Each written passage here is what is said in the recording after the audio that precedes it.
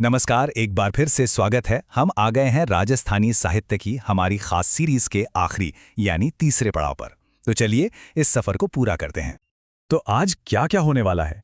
सबसे पहले हम देखेंगे उन संस्थानों को जो इस साहित्य को बचाए हुए हैं। फिर बात होगी इतिहास के उन महान लेखकों की और उन क्रांतिकारी आवाज़ों की जिन्होंने अपनी कलम से बदलाव लाया। इसके बाद हम जानेंगे आधुनिक साहित्य के प्रणेताओं को और आखिर में देखेंगे कुछ और महत्वपूर्ण रचनाकारों और उनकी विरासत को। तो शुरुआत करते हैं बिल्कुल नींव से, यानी उन संस्थानों से जिन्होंने राजस्थानी साहित्य की मशाल को हमेशा जलाए रखा है। आखिर कौन है ये संरक्षक? और इसमें सबसे बड़ा नाम है राजस्थानी भाषा साहित्य एवं संस्कृति अकादमी का। ये बीकानेर में है और इसकी स्थापना हुई थी 1983 में।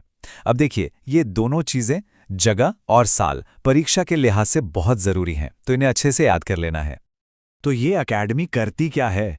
देखिए, ये सिर्फ एक ऑफिस नहीं है।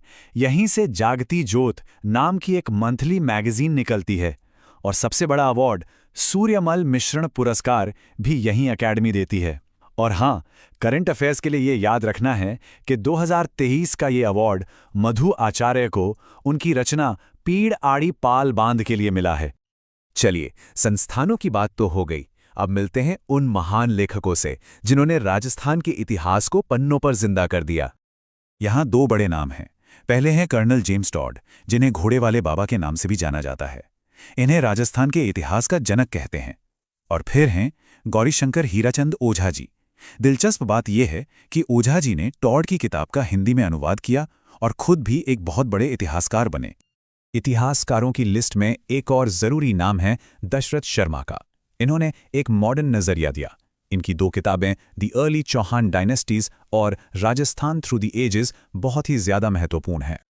और पता है, दशरथ शर्मा ने ही अपनी किताब में एक बहुत बड़ी बात कही थी।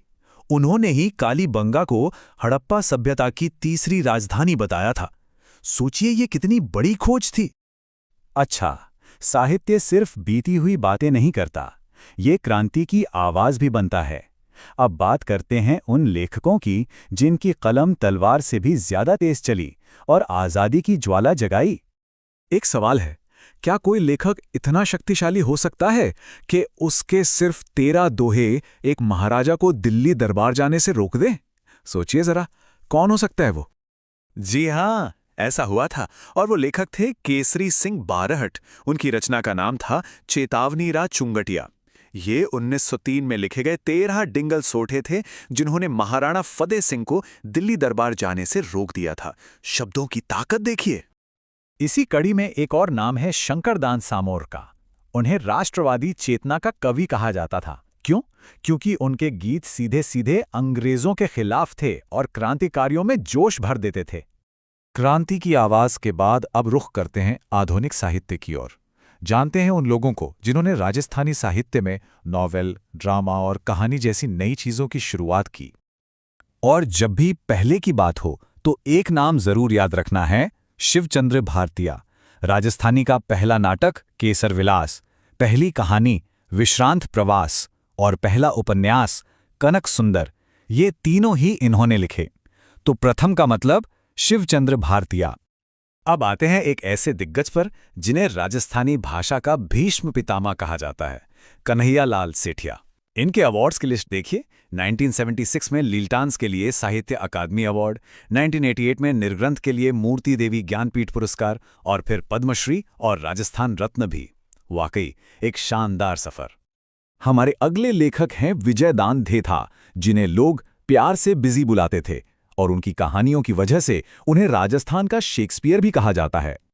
उनकी सबसे मशहूर रचना है बातारी फुलवारी, जो कि 14 वॉल्यूम में है। बहुत बड़ा काम है ये। इसके अलावा दुविधा और पहेली जैसी उनकी कहानियों पर तो फिल्में भी बनी हैं, शायद देखी भी हों। चलिए, अब फटाफट कुछ और जरूरी रचनाकारों और उनकी सबसे खास रचनाओं पर एक नजर डालते हैं। ये एक तरह का रैपिड फायर राउंड होगा।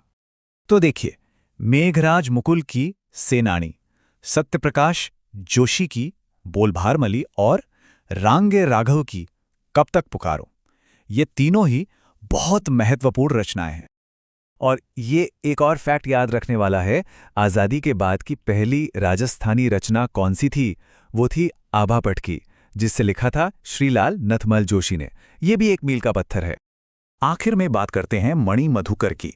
इनकी रचनाएं जैसे पग फेरो और सफ़ेद मेमने अक्सर एग्जाम्स में पूछी जाती हैं, तो इन्हें भी ज़रूर ध्यान में रखना है।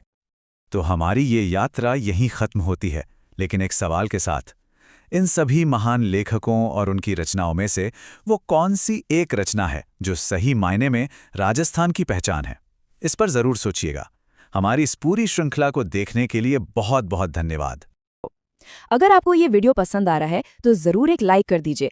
आपका एक लाइक हमें और बेहतर वीडियो बनाने के लिए मोटिवेट करता है।